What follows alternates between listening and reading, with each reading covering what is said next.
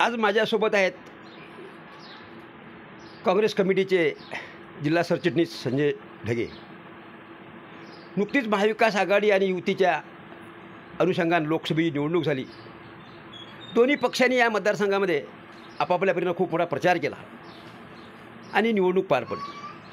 मला संजय भाऊ हे म्हणायचं आहे की आपल्या महाविकास आघाडीच्या उमेदवारांच्या बाबतीत या तुमच्या जळगाव जामोद मतदारसंघाची स्थिती कशी असेल? या निवडणुकीमध्ये आमचे महाविकास आघाडीचे माननीय प्राध्यापक नरेंद्रजी खेडेकर यांच्याशी आम्हाला मुख्य लढत महायुतीचे प्रतापराव यांच्याशी दिसत आहे. परंतु महायुतीचे प्रतापराव जाधव यांच्याबद्दल या मतदारसंघामध्ये प्रचंड मतदारांमध्ये स्वयंस्फूर्तीनं नाराजी दिसलेली आहे. बरोबर. गेल्या 15 वर्षामध्ये कोणतंही या मतदारसंघात त्यांनी आणलेलं मोठं विकासाचं काम इथं या मतदारसंघामध्ये दिसत नाही आहे. त्यांचा जनतेशी असलेला जो संबंध होता तो या गेल्या पंचवार्षिकमध्ये संपूर्णतः तुटलेला आहे. आणि एखादं छोटं मोठं काम त्यांनी दिलंही असेल तर त्याची क्वालिटी एकदम चांगली नव्हती. त्यामुळे या परिसरातील जनतेमध्ये प्रतापरावच्या विरुद्ध प्रचंड अशी सुप्त लाट होती. त्या लाटेचा नेमका फायदा आमच्या महाविकास आघाडीच्या प्राध्यापक नरेंद्र खेडेकरांना झाला.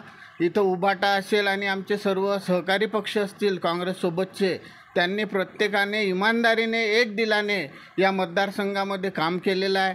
शेवटी आता येणारा जो निकाल आहे तो तुम्हाला 4 जूनला दिसणारच आहे. निश्चितच या मतदारसंघामध्ये प्रचाराची रणधुमाळी होत असताना प्रतापराव जाधवांच्याबद्दल अँटी इन्कमन्सी होतीच. काम झालेलं नाही, संपर्क नव्हता, हे बरोबर होतं. मध्यंतरी कुठंतरी पंतप्रधान नरेंद्र मोदी यांनी मुस्लिमांप्रती काही अपशब्द वापरलेले होते किंवा या देशाची संपत्ती काँग्रेस ही मुस्लिमांना देणार आहे, तुमच्या बायांच्या गळ्यातले मंगळसूत्र ठेवणार नाही. याचा काहीतरी परिणाम मुस्लिम मतदारावर झाल्यामुळे तुम्हाला मुस्लिम मतदान आपल्या महाविकास आघाडीला कसं असेल?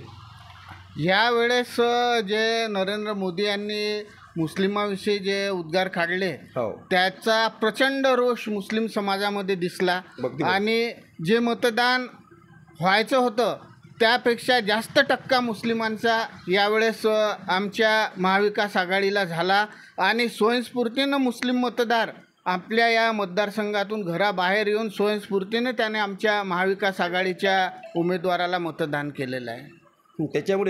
त्याच्यामुळे आमचे प्राध्यापक नरेंद्रजी खेडेकर हे या मतदारसंघामध्ये निश्चित भला मोठा लीड घेऊन विजयी होतील अशी आम्हाला खात्री आहे. तुमच्या मतदारसंघामध्ये रविकांत तुपकर हे जे लढतीले एक उमेदवार होते, यांच्याबद्दल शेतकरी किंवा तरुणांमध्ये काय परिस्थिती आहे किंवा त्यांना हा मतदारसंघ कसा लीड देईल?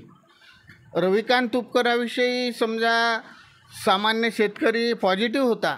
परंतु ऐन मोक्याच्या क्षणी ज्यावेळेस त्याला वाटलं की प्रतापरावांना लढत देणारा नरेंद्र खेडेकरच दिसतो, तर त्यामुळे हा तुपकरांचा जो मतदार आहे तो डायरेक्ट आमच्या महाविकास आघाडीला भिडलेला आहे असं माझ्या वैयक्तिक मतानं या मतदारसंघाचं चित्र आहे. प्रकाश आंबेडकरांनी वंचित बहुजन आघाडीला सुद्धा या मतदारसंघात उमेदवारी दिली होती. ते माळी समाजाचे होते. तुमच्या या मतदारसंघामध्ये माळी बहुल समाज आहे, माळी समाज मोठा आहे. त्यामुळे काही अशी मतं माळी समाजाची ही वंचितच्या उमेदवाराला गेली असतील असं नाही वाटत? अगदी नगण्य बोटावर मोजा एवढी मतं वसंतराव मगर यांना गेलेली आहेत. आणि त्यांचे कुठंही प्रचारसभा दिसली नाही या मतदारसंघामध्ये. त्यामुळे कोणत्याही वंचितच्या ज्या कार्यकर्त्यांना आहे असा प्रचारामध्ये जोश दिसला नाही. त्यामुळे माळी समाजाचे मतं अगदी नगण्य मतं त्यांना गेलेली आहेत.